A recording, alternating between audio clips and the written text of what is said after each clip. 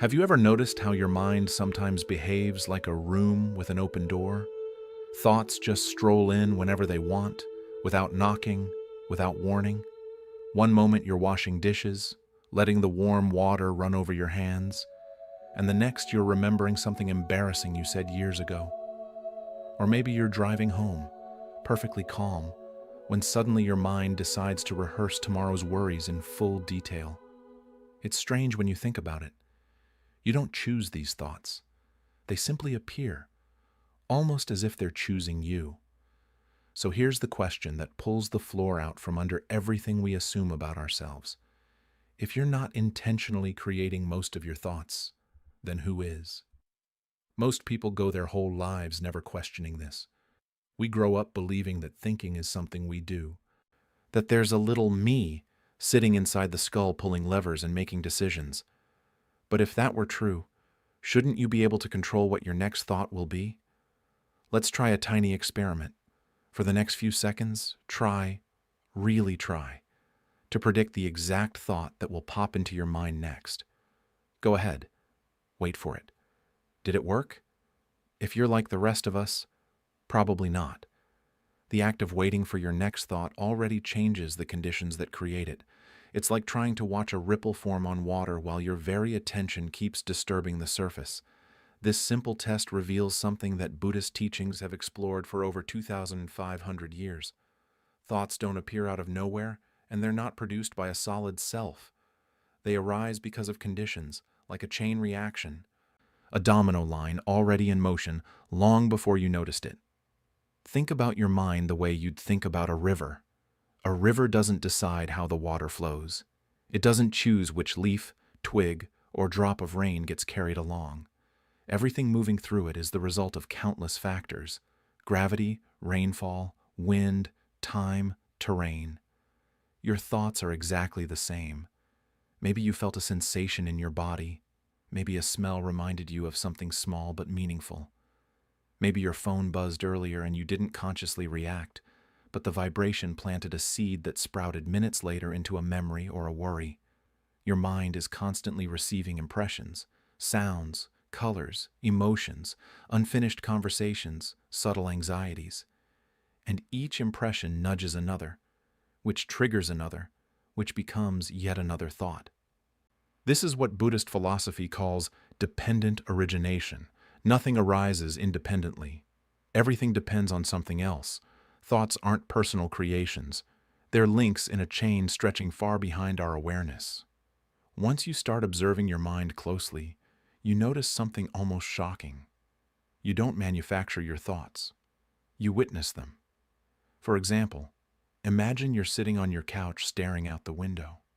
A cloud drifts by. You suddenly remember a friend. That memory pulls up another moment you shared. That moment wakes up an old worry. Then the worry triggers a physical feeling in your chest. And before you know it, you're thinking about something completely different from what you saw outside the window. You didn't choose any of it. It just happened. One spark lit another, and another, until your mind became a small storm. And yet, because these thoughts feel so intimate, so close, we assume they belong to a stable me. But pause for a moment and examine that feeling carefully. Does this me ever stay the same from one moment to the next?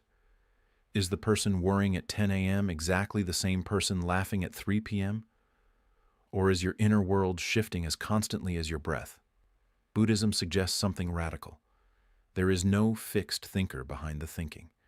There's no tiny pilot sitting inside your mind directing traffic. There's only a constantly moving process.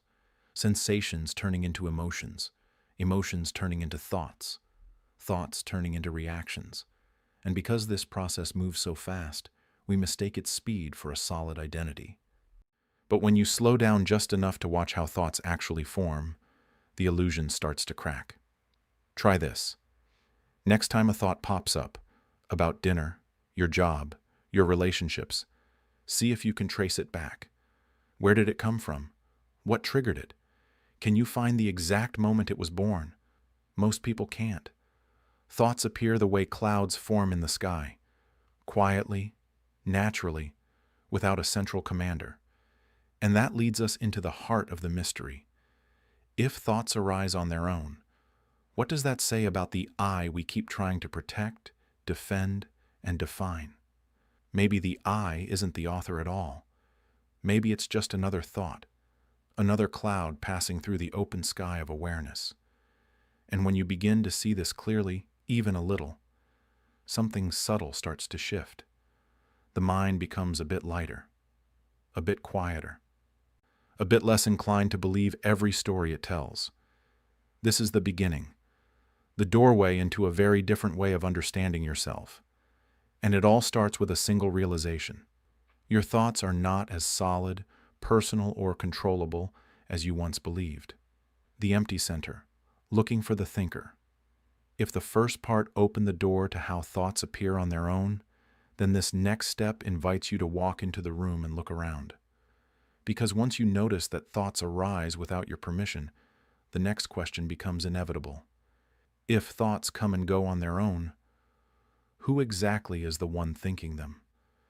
Most of us carry a quiet assumption that somewhere behind our eyes sits a me, a solid inner operator, like a person sitting at a control panel pressing mental buttons. It feels comforting to imagine this inner commander, this stable character inside the story of my life. But is that really what's happening? Let's find out together. Not by theory, but by direct inner observation. Try this for a moment. Let your body relax. Let your breath soften, and simply ask yourself, inwardly, quietly, where is the one who is thinking? Don't try to reason your way to an answer. Don't try to imagine anything. Just look. Look behind your thoughts the same way you'd look behind a waterfall. Thoughts rush forward, but what's behind them? As you search, you'll notice something curious. You can find thoughts, emotions, sensations, but you won't find a thinker sitting anywhere. You'll see mental images, but not the one projecting them. You'll notice inner commentary, but not a speaker delivering it. This absence is not an error, it's a discovery. The more closely you look, the more the sense of a solid inner controller begins to dissolve, not into nothingness, but into something far more spacious. And to understand this spaciousness, we can borrow a simple framework from Buddhist psychology, one that breaks human experience into 5 components, almost like modules running inside a software system. First is form, the physical body, your bones, muscles, heartbeat, hormones. The body is always changing, aging, healing, shifting, never still enough to qualify as an unchanging self. Next comes feelings, not emotional dramas, but the raw tones that color every moment, pleasant, unpleasant, or neutral. These are constantly in motion, flickering like light through leaves. Then there are perceptions, the mind's labeling system. This is the part that recognizes tree, voice, danger, comfort. Labels shift depending on mood, memory, conditioning, far too unstable to be a fixed me. The fourth component is mental formations, which include intentions, habits, impulses, opinions, basically the psychological machinery behind all your reactions. These shift all the time, influenced by experiences and conditions. And finally, consciousness, the simple knowing of experience. It's not a self either. It arises when there's something to know, sights, sounds, thoughts, and disappears in deep sleep or unconsciousness. None of these 5 pieces are constant, and none of them stand alone. They operate together, intertwined like gears in a machine. Together they create the illusion of a unified person, but when examined one by one, none can honestly claim the title of I. And when you see this, not as a concept, but as an experience, it creates a remarkable freedom. There's no inner commander to protect, no fixed identity to defend, no little self struggling to stay in control. There's just a flow of processes, each one arising because of something else, just like thoughts themselves. 2 traditional stories illustrate this insight beautifully, but let's explore them from a different angle. There was once a monk who tried to find the self by examining each part of his experience. He looked into his body, his emotions, his memories, his thoughts, his awareness. And every time he thought he'd found something solid, it changed. Eventually, he realized that the feeling, "I am the one thinking," was itself just another mental formation, another appearance in the mind, not the source of the mind. This recognition didn't make his life feel empty. It made it lighter, like putting down a burden he didn't know he was carrying. And there's the well-known story of a queen who clung to her beauty, believing it defined her. When she was confronted with the reality of impermanence, when she watched the illusion of eternal youth collapse, something in her let go. What she discovered wasn't despair, but relief. The relief of no longer tying her worth to something that could never stay the same. These stories point toward the same truth. The self we defend is not a stable object. It's a moving target, constantly reconstructed moment by moment. When we look for the thinker behind our thoughts, the only thing we find is an open, shifting space. And maybe that's the gift. Because when there's no fixed self, there's nothing to cling to, nothing to fear losing, nothing to protect. There is only awareness meeting experience, fresh, alive, and free. If this exploration feels meaningful, feel free to stay with me for the next part. Things get even more interesting from here. The clear awareness behind thinking. By now, something subtle may already be shifting inside you.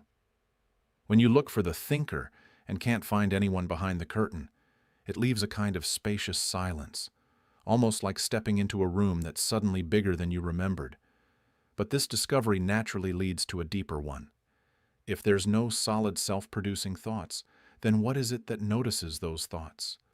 What is aware of the mind's constant movement? This is where things take a turn, not away from mystery, but into clarity. To explore this clearly, imagine you're sitting by a perfectly still lake. The water is so calm that it reflects the sky like a mirror. Every cloud that drifts above appears on the surface, shifting, dissolving, reforming. The clouds are thoughts. But the lake, that is awareness. It doesn't produce the clouds, it simply reveals them. It doesn't cling to a single reflection, nor does it chase them away. It just knows them as they come and go. This awareness is not a thought, not a memory, not a mood. It isn't something you create. It's the quiet background that makes all experience possible. When a sound appears, awareness is already there to hear it. When an emotion rises, awareness feels it. When your mind starts planning next week or replaying last year, awareness is the space in which all of that unfolds. Buddhist traditions describe this awareness as something ordinary yet profound, always present but rarely recognized. And one of the great stories illustrating this comes from a monk named Anuruddha. In the old texts, he struggled deeply with meditation. His mind ran everywhere, restless and chaotic. He thought something was wrong with him, so he pushed harder, tried to silence his thoughts by force, tried to discipline his mind into submission. But the more he fought, the louder everything became, like splashing your hands in water trying to make it calm. At some point, exhausted and humbled, he shifted his approach. Instead of trying to chase thoughts away, he simply observed them, watching them rise and fade like wind brushing across grass. And slowly, he noticed something remarkable. The awareness watching the thoughts was completely untouched by them. Thoughts changed, moods changed, sensations changed, but the knowing, the part that noticed, remained steady, open, unchanged. This realization became the turning point of his practice. It wasn't about perfecting the mind. It was about recognizing what had been there all along. And this, interestingly, aligns beautifully with what modern neuroscience is discovering. Scientists now understand that the brain has a built-in reflective capacity, a meta-awareness that can observe its own activity. When you practice mindfulness, when you keep returning to this observing presence, the brain actually rewires itself. Emotional reactivity decreases. The stress circuits calm. The prefrontal cortex, associated with clarity and regulation, grows stronger. In simple terms, the more you rest in awareness, the more peaceful your mind becomes. This brings us to an essential quality cultivated in deeper meditation: equanimity. Think of equanimity as the gentle space between a stimulus and your reaction to it. Something happens. You hear a criticism, remember a regret, face a pressure, and instead of immediately tightening or panicking or defending, there's a pause, a softness, a breath. That pause is equanimity. It's what allows you to meet life without being overwhelmed by it.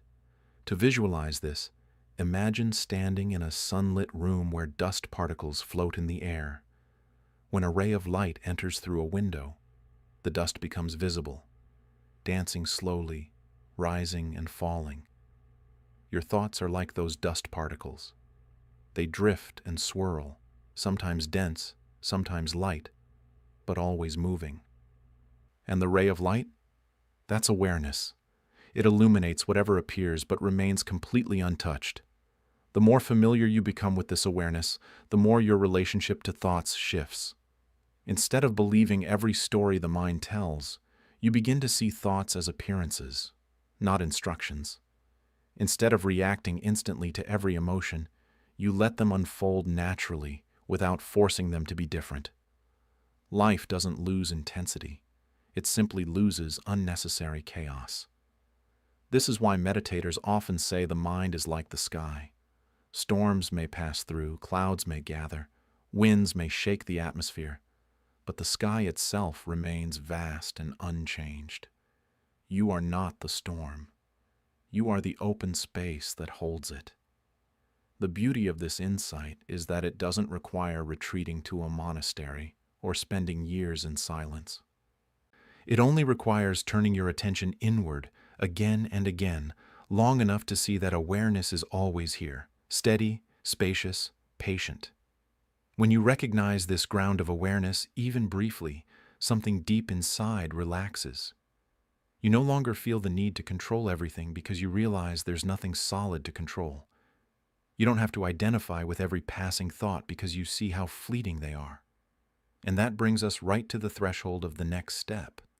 If awareness is the steady backdrop behind every experience, how do we live from that place in everyday life? How do we take this insight off the meditation cushion and into the chaos of work, relationships, stress, and uncertainty? That's exactly where we're headed next. Just stay with me. Living with this understanding. Now that the idea of awareness has opened a quiet space inside you, the next challenge, and the real purpose of these teachings, is learning how to bring this insight into everyday life. It's one thing to feel clear and spacious while listening to a calming video, and another thing entirely when you're late for work, stuck in traffic, or overwhelmed by a tough conversation. So how do we carry this understanding into the noise and pressure of real life? In Buddhist language, there's a term for this: wise attention, yoniso manasikara. It simply means looking at your experience in a way that creates clarity rather than confusion. Instead of reacting out of habit, you begin responding out of awareness. Instead of trying to control every thought or emotion, you treat the mind like a landscape you can explore with curiosity. Wise attention doesn't mean thinking more. It means thinking skillfully. A classic story illustrates this beautifully: the transformation of Angulimala. The versions vary, but the essence is this: he was once feared, guided by impulses he never questioned. His mind ran him, not the other way around. But when he encountered the Buddha, something shifted. The Buddha didn't lecture him with philosophy. He simply held up a mirror to how the mind actually works. Angulimala saw, perhaps for the first time, that his thoughts were not commands. They were conditions arising and passing. And when he saw this clearly, the entire direction of his life changed. His outer story is dramatic, but the inner story is the one that matters. When you understand your mind, you stop being ruled by it. Living from awareness doesn't require dramatic transformation. It begins with small, practical steps. Imagine you're stuck on a difficult problem, whether it's a math equation, a work project, or a personal dilemma. You're thinking hard, pushing, trying to brute force your way to a solution. But thinking, from a Buddhist perspective, isn't a single action. It's a sequence. First comes intention, the quiet decision to engage with the problem. This sets the stage, like turning on a light in a room. Then comes observation, thoughts, memories, strategies, feelings of frustration, sparks of inspiration. This part is messy, and that's okay. Here, wise attention means noticing what's happening inside without gripping too tightly. Next comes something most people skip: space, stepping back, taking a breath, letting the mental water settle. People often mistake this for procrastination, but it's actually incubation, your mind reorganizing itself beneath the surface. With space comes equanimity, that gentle stability you cultivated earlier. Instead of forcing the answer, you let the mind work without panic, without pressure, without clinging. And then, like a small light flicking on in a dark room, insight arrives. Not because you squeezed your mind tighter, but because you created the conditions for clarity. This sequence mirrors the parable of the raft. The Buddha once said that when you cross a river using a raft, you don't carry the raft with you afterward. It served its purpose, and now it's time to let it go. Thinking works the same way. Use it when it's needed, but you don't have to drag every thought, memory, worry, or mental story everywhere you go. Thoughts are tools, not burdens. So how do we build this into daily life? Not by huge commitments, but by micro practices. The small habits that gently reshape how you relate to your mind. When you feel stressed, try this. Take one conscious breath. Not 10, not a whole meditation session, just one. Let the breath come in naturally, and notice the sensation without trying to change it. When an emotion surges, before reacting, pause for half a second and ask, what does this feel like in the body? That simple question pulls you out of the autopilot of reactivity and into awareness. When your mind is overwhelmed, imagine creating a bit of inner space, like opening a window in a crowded room. Let everything breathe. Let the thoughts move without chasing them. Over time, these tiny practices add up. They build resilience. They create room for compassion, patience, and clarity. They make you less of a prisoner to your thoughts and more of a witness to them. And now we've come full circle, arriving back at the question that started this entire journey. If you're not your thoughts, who's thinking them? The Buddha often remained silent when asked questions like this, not because he didn't know, but because the question dissolves when awareness is understood. It's like asking where the flame goes when a candle is blown out. The problem isn't the answer. It's the assumption behind the question. You don't have to figure out who the thinker is. You only have to recognize the space in which thoughts appear and disappear. That space is where freedom lives. If today's message brought you clarity, peace, or even just one moment of stillness, feel free to like the video, leave a thought in the comments, or subscribe for more wisdom like this. Until next time, may your awareness stay open, steady, and free.